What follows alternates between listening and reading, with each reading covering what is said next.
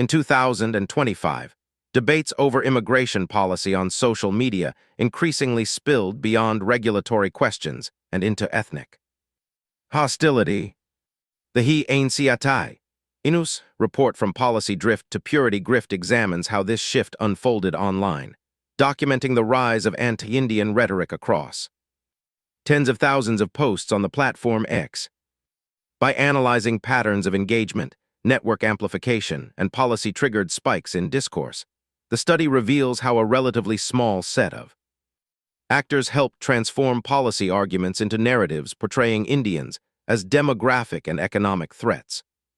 The report situates this trend within the broader landscape of the United States' polarized immigration debate. Questions about labor mobility, high-skill visas, and border control have become entangled with deeper anxieties about economic competition, globalization, and national identity. In this atmosphere, highly skilled immigrants, especially those arriving through the H-1B visa program, have emerged as frequent targets of political and public scrutiny.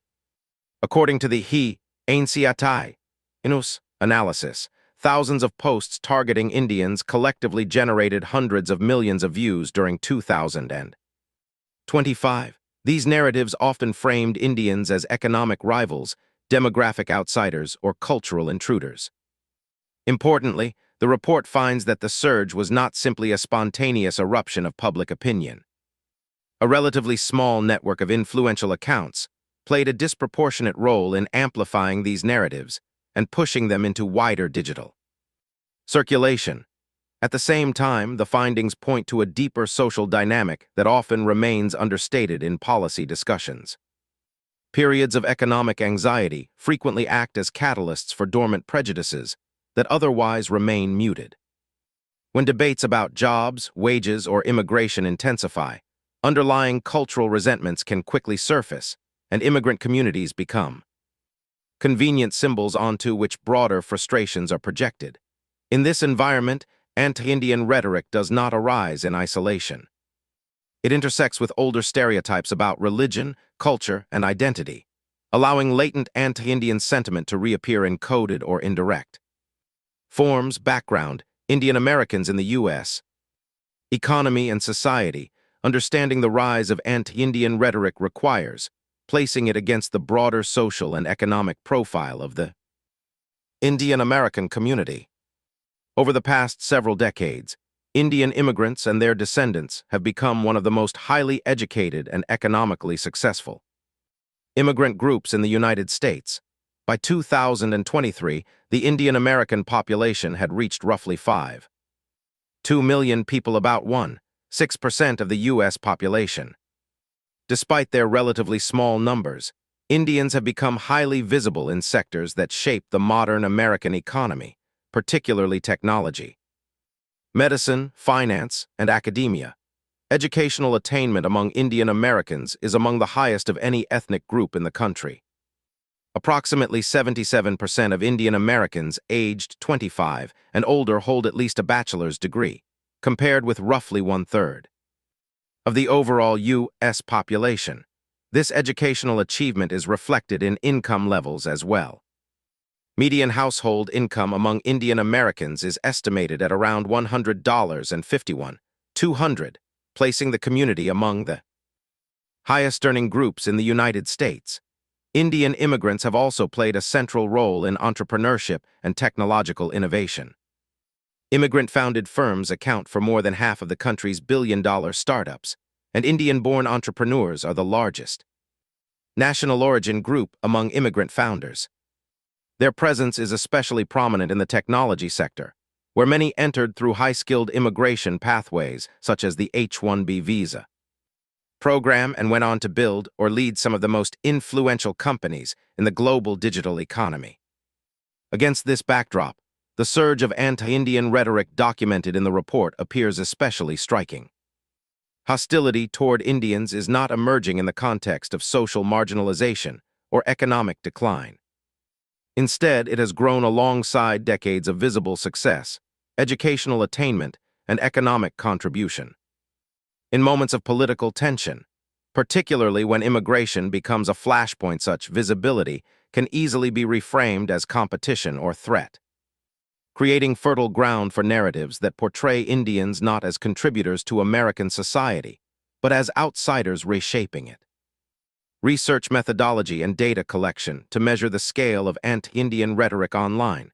The report analyzes a large dataset of social media posts collected from the platform X during 2025.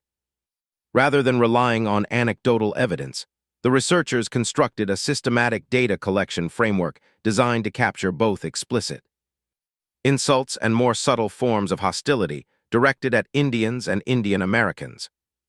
The dataset was assembled using a structured, keyword-based search strategy organized into 3 categories of terms. The first included explicit slurs and derogatory language historically used against Indians. The second category consisted of identity markers such as references to India, Indians, Hindus, or immigration pathways closely associated with Indian professionals, particularly the H-1B visa program. The third category included negative framing terms such as deport, ban, invasion, and replace, words that often signal calls for exclusion, or demographic anxiety. To focus on content that achieved real visibility, the dataset included only posts published in 2025 that had received at least 10 likes. Posts originating from accounts located in India were excluded to ensure the analysis focused on outward-facing hostility toward Indians in the United States and other Western contexts. He-machine inus, he-learning inus tools were then used to classify the posts. A large language model evaluated the collected material and retained only those messages identified as containing anti-Indian hostility. The final dataset consisted of 674 posts from 990 authors generating more than 300 million views. Policy catalysts and dominant narratives in anti-Indian discourse. A central finding of the study is that spikes in anti-Indian rhetoric were not random. Instead, they closely followed major policy developments that intensified public debate over foreign labor and visa programs. These events served as catalysts, transforming routine policy discussions into highly charged online conversations. The H-1B visa program emerged as the central flashpoint. Because Indian nationals represent the largest share of H-1B recipients, debates about the program frequently became intertwined with broader narratives about Indian immigration. Online criticism of the visa system often moved beyond regulatory concerns to claims that Indian professionals were displacing American workers or manipulating labor markets. Several policy announcements in 2025 were associated with measurable increases in anti-Indian content online. A Department of Homeland Security rule updating the H-1B program triggered one wave of commentary.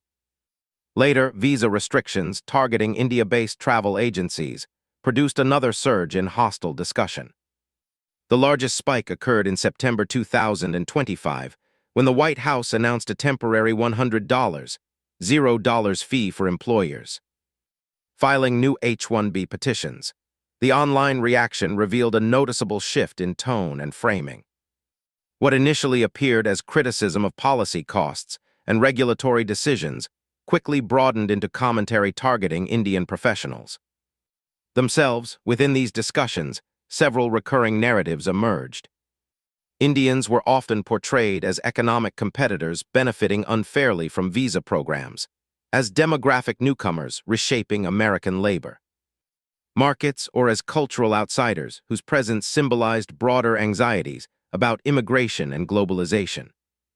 In many cases, arguments framed as policy critique gradually blended with ethnic stereotypes and collective accusations directed at Indians as a group.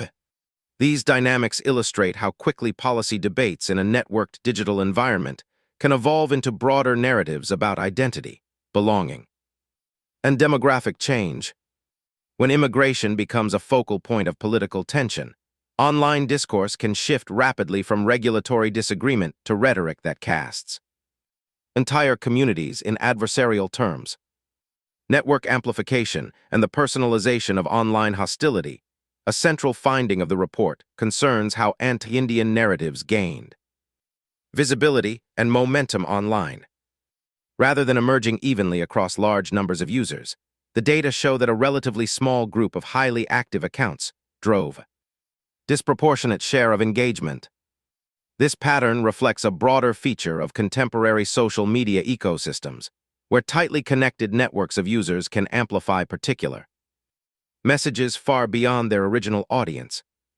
Researchers mapped interaction networks among accounts in the dataset and identified clusters of highly engaged users repeatedly interacting through mentions, replies, and reposts.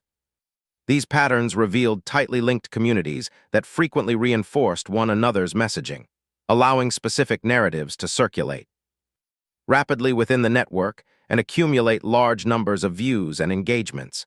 The analysis showed a striking concentration of influence. The three most prolific accounts in the dataset alone generated more than 10% of all likes and roughly 20% of all reposts associated with anti-Indian content, illustrating how a handful of highly active users can shape the tone and reach of an entire online conversation. Within these networks, hostility toward Indians often became personalized through attacks on prominent public figures. Individuals with Indian backgrounds who were visible in immigration debates were frequently singled out as symbolic targets. Entrepreneur and former presidential candidate Vivek Ramaswamy and Representative Shri Thandar appeared regularly in hostile posts. In late 2025, Usha Vance, the wife of Vice President J.D. Vance, became the subject of racially charged commentary questioning her place in American public life. These attacks were further amplified by influencers with large online followings. Figures such as Nick Fuentes and Sneeko discussed these controversies in interviews and live streams widely circulated on social media. Through this process, criticism directed at specific individuals often became a vehicle for broader narratives about identity, belonging, and national change. These dynamics illustrate how a relatively small number of highly active accounts can elevate particular narratives, while attacks on visible individuals provide focal points around which wider conversations and resentments can coalesce. In this way, contemporary social media environments enable localized hostility to expand rapidly into broader public discourse. Broader extremist ecosystem. The report situates anti-Indian rhetoric within a wider ecosystem of extremist online communities. Several accounts spreading hostile narratives about Indians had previously participated in other forms of ethnic antagonism, including anti-Semitic campaigns and other identity-based attacks that circulate within fringe digital networks. Researchers note that these communities are not isolated clusters, but overlapping spaces where users move fluidly between different ideological conversations. Accounts active in anti-Indian discussions often appeared in threads linked to other conspiratorial or extremist narratives, indicating that hostility toward Indians is part of a broader pattern of identity-focused grievance politics online. These networks frequently rely on shared themes such as demographic replacement, cultural erosion, and civilizational threat. Such narratives frame demographic change as evidence of a deliberate transformation of Western societies, and immigrants are depicted as agents of that transformation rather than individuals participating in ordinary economic or social mobility. Within these ideological spaces, immigration is reframed not as a policy issue, but as a struggle over national survival.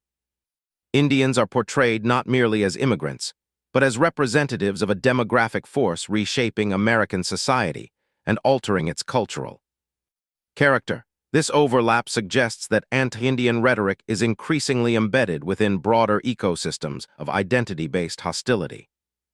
Once such narratives take root in these interconnected networks, they can migrate easily across different online communities, allowing prejudicial ideas to circulate far beyond the original extremist circles in which they first emerged. Policy debate and institutional responses. The report emphasizes the importance of maintaining a clear distinction between legitimate policy debate and rhetoric that crosses into ethnic hostility. Immigration policy, particularly issues involving labor markets, visa allocation, and enforcement, remains a legitimate subject of democratic discussion. Concerns about visa fraud, labor displacement, or regulatory reform are part of normal public debate in an open society. However, the analysis shows that some online narratives moved beyond policy critique and began assigning collective blame to Indians as a group. When discussions shift from specific policy concerns to generalized claims about the character, motives, or cultural traits of an entire community, the debate ceases to be about policy and instead becomes a form of ethnic hostility. The report highlights how this transition often occurs gradually, with arguments framed as economic or regulatory concerns blending into stereotypes, and accusations directed at a broader population. Recognizing this boundary is essential for preserving healthy democratic discourse. Open debate about immigration policy should remain possible without allowing discussions to devolve into prejudice or scapegoating. The report, therefore, stresses the need for greater awareness of how hostile narratives evolve and spread within digital environments. In light of its findings, the report outlines several steps that institutions and communities can take to address rising online anti-Indian hostility. Social media platforms, it argues, should strengthen their ability to detect emerging forms of hostile rhetoric, particularly coded language that avoids traditional moderation filters while still conveying ethnic animosity. At the same time, Indian American communities are encouraged to strengthen awareness and build partnerships with other groups that have experienced similar forms of online hostility. Broader cooperation among civic organizations, advocacy groups, and researchers can help identify emerging patterns of rhetoric before they escalate into wider campaigns of harassment.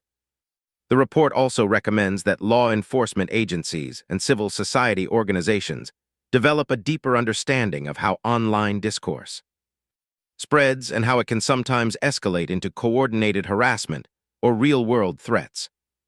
Monitoring patterns of online hostility is particularly important because previous research has shown that sustained waves of online antagonism can precede incidents of offline harassment or intimidation. Together, these measures underscore a broader point. Preserving open democratic debate requires both vigilance and clarity. Immigration policy will continue to be debated vigorously, but preventing those debates from becoming vehicles for ethnic hostility will require sustained attention from platforms, policymakers, and communities alike. Conclusion: the Hindudvesha Inus report From Policy Drift to Purity Grift examines how policy debates in 2025 coincided with a rise in anti-Indian rhetoric on social media. It shows that these narratives were shaped not only by policy controversies, but also by the amplification dynamics of digital networks and the broader climate of economic and political tension surrounding these debates. A small group of highly active accounts played a disproportionate role in spreading hostile portrayals of Indians, while extremist online communities absorbed and repurposed these narratives within ideological frameworks centered on demographic anxiety, cultural decline, and civilizational conflict. In these spaces, rhetoric about Indians often merged with other identity-based grievances already circulating in fringe digital ecosystems. The findings also highlight a shift in how such hostility is expressed. Rather than relying on explicit slurs, many narratives were framed as policy critique, economic concern, or cultural commentary. This more sophisticated messaging allows prejudice to circulate widely while remaining harder to identify as overt hate. For the Indian and Hindu diaspora, the report carries a clear warning. In a polarized digital environment shaped by economic stress and political rivalry, dormant prejudices can quickly resurface in coded forms that are harder to detect and counter. Recognizing these patterns early will be essential to protecting the communities standing in an increasingly contentious public sphere.